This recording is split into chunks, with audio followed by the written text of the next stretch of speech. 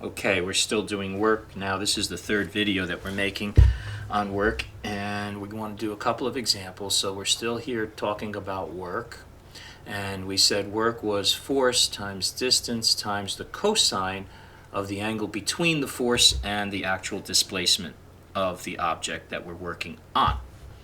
So I want to give an example here now. Let's say we have our floor here.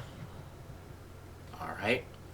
And what I'm going to do is I'm going to draw a box that we always like to do, and I'm going to attach a rope to this box, and I'm going to pull the box with a force of, let's say for example, 50 newtons in this direction, and we're going to say that this is 30 degrees to the floor.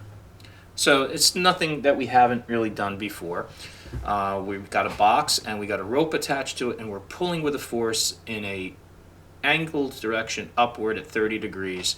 And what's going to happen is this box is going to move as we pull it. So let's say it moves, and this is our starting position, so this is our start.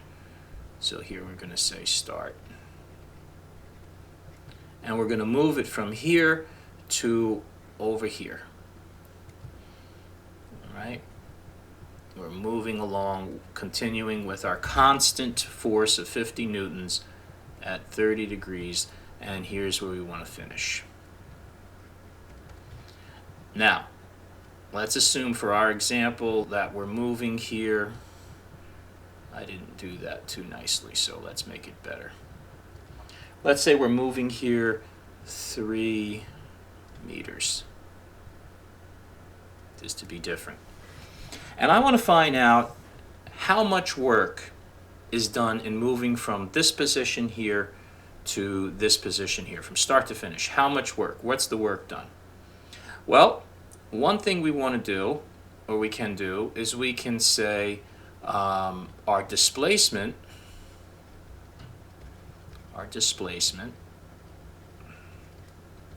is this way, 3 meters, correct? That's the way from here, from the initial to the final, this is the displacement vector. It's a magnitude of 3 meters, and it's parallel with the floor. Our force vector is 50 newtons in this direction, which is 30 degrees to the displacement vector. So if I wanted to look at the displacement and the force vector, we would have something that looks like this. We'd have 3 meter displacement and a 50 Newton force going like that, where this is displacement, this is force. So if I wanted to find the work done, we could say work is equal to force times distance, or displacement, times the cosine of the angle between the two. So that's going to be, our force is 50 newtons, our displacement is 3 meters, and incidentally, you always want to use newtons and meters when you're working with these kinds of things. And our angle in between would be 30 degrees. All right, so that would be how we would calculate the work, and that would then be in units of joules. If we do that, we find this should be 130 joules. That's one way of doing it. Let me show you how I like to think about this. I know that perpendicular vectors do no work. So forces that are perpendicular to displacement contribute nothing to work. So only the force that's parallel to the displacement contributes to work.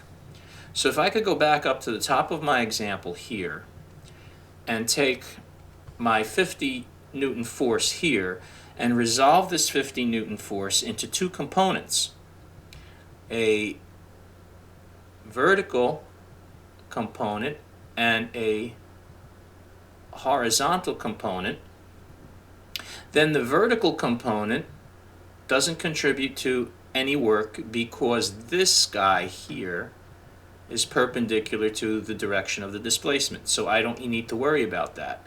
If I can find 50 times the cosine of 30, this guy here is 50 cos 30 degrees, then I have this force parallel to my displacement, and the work then done is going to be the 50 cos 30 component of the force. This is the component